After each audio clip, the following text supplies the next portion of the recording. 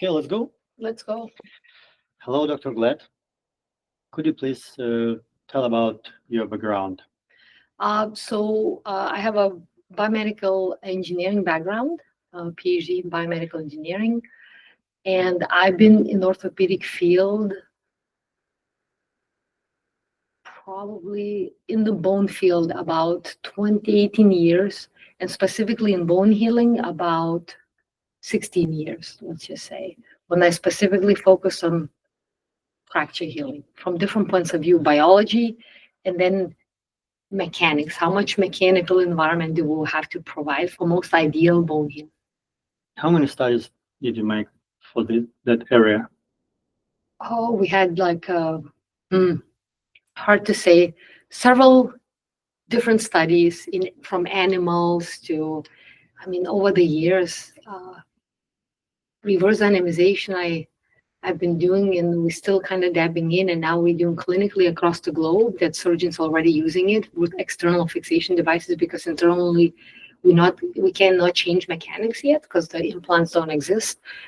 It's almost there, but we have a couple of implants that could be used. And then from biology point of view too. So But 10, 20?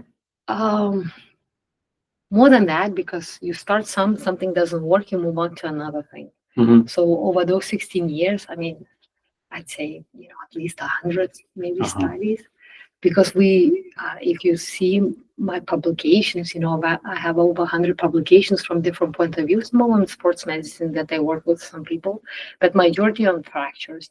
And while maybe there's not that many publications, because some of these studies take for a long time to do, right? Mm-hmm. Some of these patients have to be followed up for 2 years. Mm-hmm. So a lot of studies, and I have deep knowledge on it. I often I'm one of the few scientists that are invited to sit in a orthopedic trauma society meeting on the faculty. And I'm actually honored when they say, how would you fix this bone? Because even from point of view, we have a plate. So how do you fix it? How do you use it? How long the plate should be for specific fracture? How many screws you should use? How spread out they should be? So all these factors, very, very important in creating mechanical environment at the fracture site. And that dictates how those fractures would heal. So then, of course, patient applies the loading. That's where our company comes in, right? Then you apply loading you can influence that even more at the fracture level. So there's all these different aspects. So yeah, lots of studies. What is the reverse dynamization? What is this method? So basically, I came up with this process. It used to be, so there is a older professor in Germany, Lutz Claes, that we looked at his literature to look at what we need for weight bearing. And so there is a concept, orthopedic surgeons use it, dynamization. Mm-hmm. So, and what they refer, there's two types of dynamizations. So there is, dynamization is basically when the surgeons fix very rigidly for a certain amount of time in the very beginning. Mm-hmm. And then they make it more rigid for the later phase, assuming that would help fracture healing. And to me, when I started doing this, that was my actually PhD project. I read a lot of papers, and the most famous papers or the best studies that come out from Oxford University can write. Yeah. And what they were doing is they were looking at different stuff, and he even conceptually implied this. He never tested it, but he implied that it looks like that initially the fastest way to heal bone to build up cartilage callus and then allow to remodel. Mm-hmm. But in order to remodel, we know that lamella bone requires only 2% of micromotions, whereas the cartilage 10. Mm-hmm. 10, maybe 15, we don't know exactly, because again, it's a guessing game. Somebody says no more than 10, but how do we know? Nobody really tested it. It's also a guess. 10 to 15% could be still okay. What happens if it's 11? Does that mean it would fail? Probably not. Mm-hmm. So my idea was, why do the opposite? So my idea was to fix it initially because biologically makes sense, more flexible, allow that micromotion, and only then fix it rigid. So basically the opposite. That's why I call it reverse dynamization, because we reverse that dynamization. And you have to be careful. So literature is very confusing. And that's why the results were confusing. That's why nobody could understand. There's two types of dynamization what scientists and surgeons would refer to. One, when it allows, it's called elastic, really. When you go and come back, and you go and come back, it's like a spring, right? If you load it, it would come back, right? If you release it, it would come back. Same. So that's the dynamization I'm talking about. There's another one, which is technically is reverse dynamization. So what they started doing, even though they call it dynamization, it was reverse. They used to do claps. So they used to leave it like this and then put it bones together. That's really reverse dynamization, because as soon as if you leave gap, and initially that would be actually elastic dynamization, but as soon as you put the bones in contact together, the tissues between those two fragments would become very stiff. So now it's nothing moving, and that the structure itself becomes very rigid. And because of that, then you get that rigid fixation. And imagine, I always give an example. Imagine you can go, anybody can go right now. Take two pieces of wood, pencil or whatever, glue together. And allow one to set it, don't touch it until the glue sets together. Another one, you put the glue and keep moving. Or stretching, moving, and you will see that glue would never set in the right way. Yes. I'm sure maybe somebody even done it before. You move it, it doesn't continue the same way. The same with cartilage callus. It's still soft and jello-y, and in order for it to become bone, you have to make it super rigid. You need to stop messing with it, stop moving, and that's why it works, because for cartilage to become bone, you need blood vessels to come in. And if you keep destroying those vessels through motions, they would never sprout, right? They would sprout and break, sprout and break, sprout and break. That's why that rigid fixation is very important. But going back just to initial, so that's my idea was, if you reverse dynamization, 2 to 3 weeks to build up this callus. As soon as you see it on the x-ray, you switch it to rigid fixation. And I've done studies in rats, in goats, and now we're doing in patients, and it works beautifully. And this concept in really, even from rats to humans, because we thought, well, for patients, we might need to extend this to like 6 or 7 or 8 or 10 weeks, but it wasn't the case. It was still 3 to 4 weeks, almost the same window as was in goats and almost as was in rats. So the ideal time always was about 2 to, in rats, slightly maybe less, 2 to 14 days. And as soon as you started to take an x-ray, see it, make it rigid, and that bone consolidated so fast. It's very easy for surgeons to see hypertrophic non-union. You see it, you see this white, nothing's happening. You take x-rays weekly. All they have to do, they go in, they reduce the strains by adding an extra screw, so that implant that maybe was not quite rigid stops from moving. And then 3 weeks later, you have complete consolidation of bone. That's how easy it is. So do you think we can figure out the optimal micro movement with FA analysis, and then with our Smart Crutch tips, we can let patients follow this micro movements? Absolutely, and those are the key studies to be done, right? So we know fixator configuration, then we can measure exactly accurately with FEA, how much loading do we need to apply? It could be percentage or millimeters, let's say 2 millimeters, right? If the bone is almost in close in contact. And if we can apply, so there's 2 ways to do it. You can make implant do this, or you can make patient do it through walking. Yes. So there's always... So originally, patients are going to heal themselves. Yeah, so there's a couple of ways to do prescriptions. it. Exactly. So we don't have implants. So the reason we now developing, and there's already even these external fixators that they have dynamizers on them. And those are a lot of times for patients who cannot walk even because they have such a complex fracture. So these dynamizers apply load automatically, right? Even once the patient gets up and slightly touches the leg, or we had one patient when we had connected to pneumatic things, so he could not walk at all. So it applied load several times a day, and this patient healed very nicely. And we applied the same concept. So the walking, actual walking for the patient is very crucial, because bone is dynamic tissue and it needs to be loaded. If it's not loaded, it's never going to heal, no matter how great fixation it is, no matter what kind of biology you're going to have. You always have to have specific loading conditions on your bone in order to heal. Okay. Dr. Glatt, we met with you a week ago, and I just jumped in a flight and came here, and we already signed an agreement and already redesign our study protocol. Why you decide so fast to participate and become a primary investigator of this study? Several reasons. I always wanted to test through weight bearing, because one of the concepts was, when I was designing, because to create implants, smart implants that actually could internally, without secondary intervention, do this within the body. And we have now one nail that it technically can do this. But again, we don't know how much, right? We don't know how much to apply. So we need to do those studies. And I always wanted to do it. And I thought there's two ways to do it, through the implants and weight bearing. But in order to do with weight bearing, you have to have technology to do it.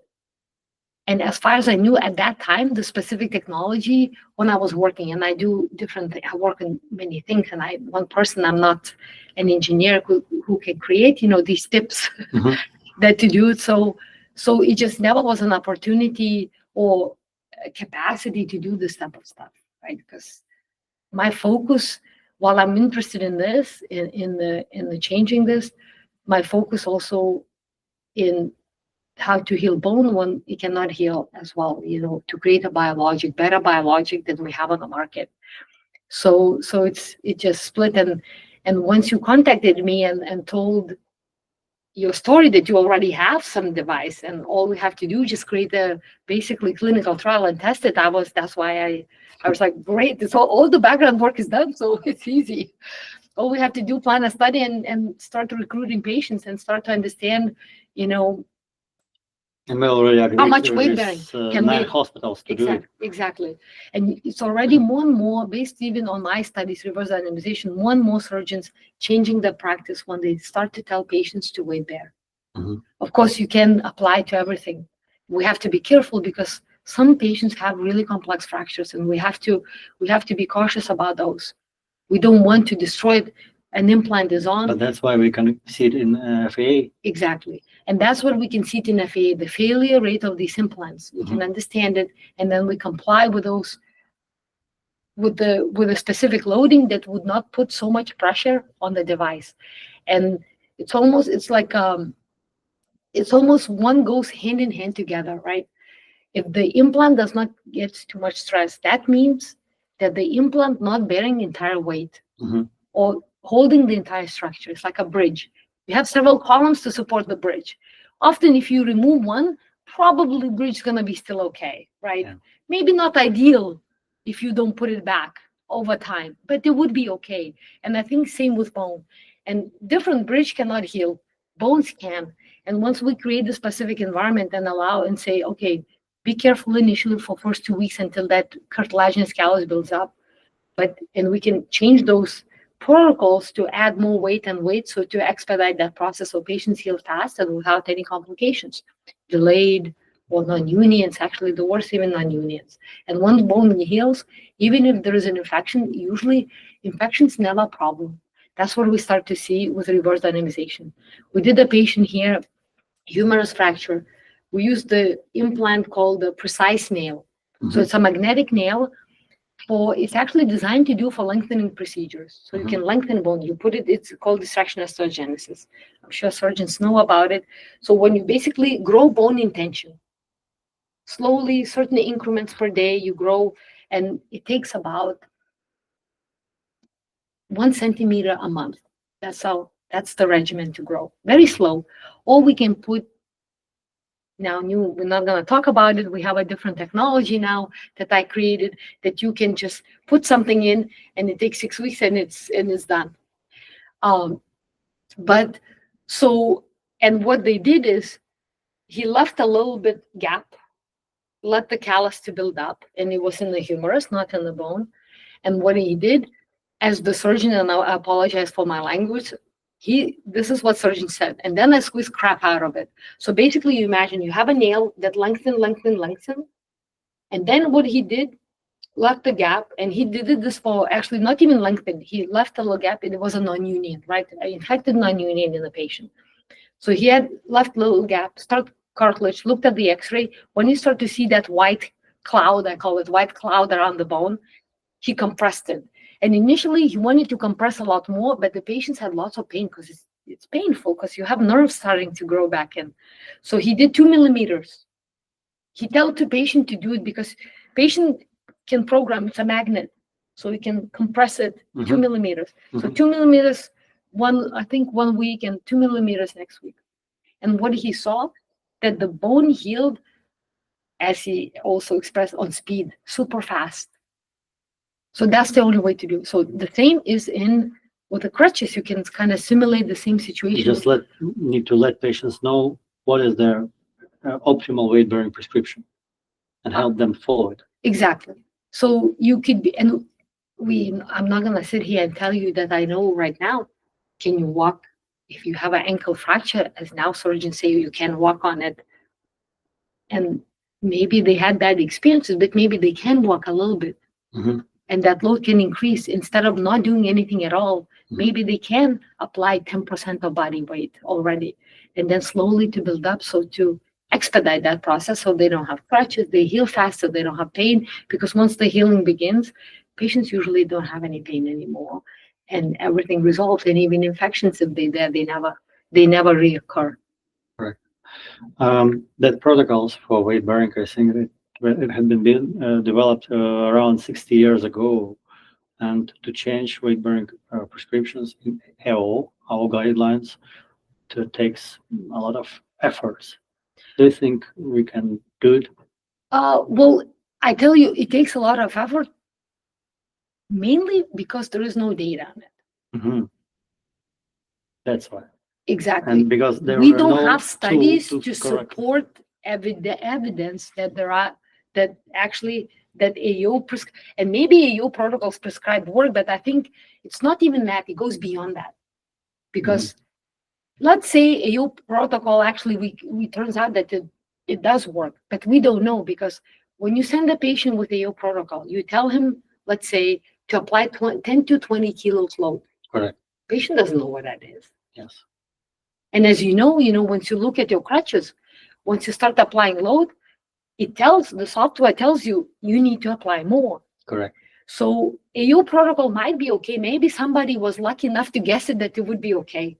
But what we don't know, if the patients can apply, and having two groups, one that we are planning now to do, the one AO protocol that would tell the patient that they're not applying that 20 kilo load, and another protocol that it doesn't tell patient. We'll still collect data and see what it says. And I think that would be proof in the pudding, disprove or prove the concept, whether AO plan that prescription is good or whether it's not. Or maybe there is a better one that you actually have to tell a patient to do several times a day, specific amount of loading on purpose, right? It's like taking pills. Once we have some issue or antibiotics or anything, there's a prescription. We say, take one pill, 4 hours later or 6 hours later, take another one, take it with food or without food. So it should be similar with this. So in order to expedite it, I guess, look, bones would heal, period. But can we heal them faster? Yes. And and so what? Lots of people, and what? And prevent non-unions. And from surgeon point of view, surgeons they never want to see patients who come back. They hate, at least the surgeons I work with, I see, oh my God, he's back again, what problems. And so they never see a patient. They want to fix the patient and never see them again. Because the purpose for orthopedic surgeon to operate. Yes. That's all they want to do. And they don't want to see them for follow-ups for the next 3 years or 4 years. Hopefully we can help them. Exactly.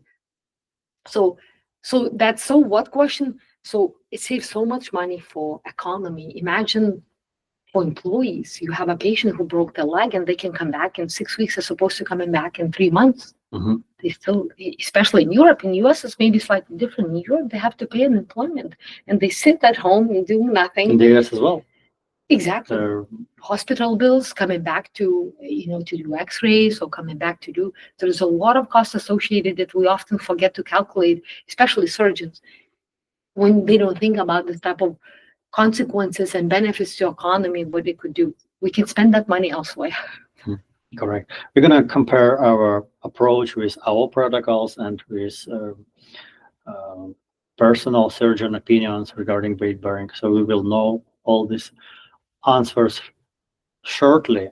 But what is your expectations about the results of the study? What do you think we're going to see? Based on your gut feeling and your experience. Well, I was just going to talk about gut feeling. It's funny to me to say, you have this, I go often to meetings or participate in all these forums or symposiums. And I love to see one, well, you go surgeons like, well, how do you ask surgeons like, well, when I think it works in my hands. And to me, N equals 1. So if you have one doctor that he says it works in his hands, that means it doesn't work. Because if it did work, everybody could use the same thing and it would work. Yes. So to me, these gut feelings, oh, I've been doing this for 30 years and it works. Well, I define works, right? Works why? Why do you think it works? Because patient didn't break the implant? Because why? Did you think it healed fast? Or you say, well, I don't care how healed it fast, I didn't have to do repeat surgery, let's say, right? I mean, that does not make it to work. That makes it that, well, I probably didn't have to do an extra surgery, but I don't care about it, but the rest of it I don't care about. So to me, saying this all, whatever I prescribe, it works, is just like, it's a funny thing to say. It's like saying, I never cooked anything, but I know it's gonna work. I mean, it just doesn't work this way. So to me, in order to have evidence, in order to know whether something works or doesn't work, you have to actually have actual evidence. Mm-hmm. And until you do so, your gut feeling is not good evidence. Mm-hmm. And in fact, people make a lot of mistakes when they think with their gut or whatever. Mm-hmm. So I think doing specific protocols and understanding what that loading condition is for specific types of ankle, maybe, I think they're not going to be very different for many sites of the body. I think long bones, femurs, and tibias would have very similar, unless they super complex fractures like comminuted in any way. Mm-hmm. Ankle probably have some different loading conditions, but overall, I think what we're going to find, I think it's going to work, and I think what we're going to find that the compliance with the patient, and even those protocols, that those 30% or 40%, the patients, when they're going to adhere to the specific protocols, the healing will be much faster. Mm-hmm. That's what we're going to find. And I think we're going to find that a lot of those gut feeling protocols, especially when we have patients, ranging from 40 kilos or 50 kilos to 100, and you tell them to apply 20 kilo weight, is completely different. Mm-hmm. I mean, for 100 patients, it's nothing. For 40 kilo patients, half of the body weight. Yeah. So it's basically almost full weight buried, so it's completely different. And those patients might heal better now, and maybe that's what we're seeing good results. And those other ones maybe don't heal as fast, but we're not measuring in this type of way, so we don't understand. So I think we're gonna find out lots of interesting things. Correct. Maybe some doctors who were very experienced and their gut feeling prescriptions will work much better than AO protocols, and we will take them and help split this knowledge and this approach, and this will become a new gold standard. Exactly. So and also, at the moment, even those gut protocols could be accurate, right? We don't know, yeah. But what is not accurate right now, that trust the patient that he would understand what 30% is. But we already know this data. Less than 20% of the steps patients do not follow to the weight-bearing prescription. Exactly, and well, no, they can follow because they don't know what it is. Yeah. So they don't understand what you can be the smartest person. Conceptually, you cannot understand how much I have to step in order to be 30% of body weight on my leg. It just Correct. nobody knows that. So, and I think it's already we proved that even that gut feeling for the patient, simple testing compliance to 30% weight, whether that's the ideal, for fracture healing, we don't know yet. Mhm. But to comply to that specific loading, that's already a win. You already proved it. So to me, even aside from anything else, you should already use this because at least the patient's already compliant to that 30% body weight. Unfortunately, medicine, fortunately, is scientific-based medicine, so we need to prepare more evidence before it's going to be mass market. Well, that's true. I mean, this is true, but I think these type of studies, for initial studies, the data will come very fast, and it's the key. The key healing happens in the very beginning because if the fractures don't heal within 8 to 12 weeks, they're most likely going to be delayed. Mm-hmm. And the question Agree. is, and the question now, so even if you have to do those studies, they're going to be we're going to get data pretty rapidly and pretty fast to understand what's going on. Agree. And we can start to already applying in some of these patients. And maybe our protocol is going to be adjusted for the following up studies to make sure that that we get the best results. I'm to sure tweak it will. Yeah. I'm sure it will. Thank you, Dr. Glatt. I'm very happy. I'm very impressed with that you're a part of our team right now and that we're going to do it in a scientific way. And let's do it. Let's do it.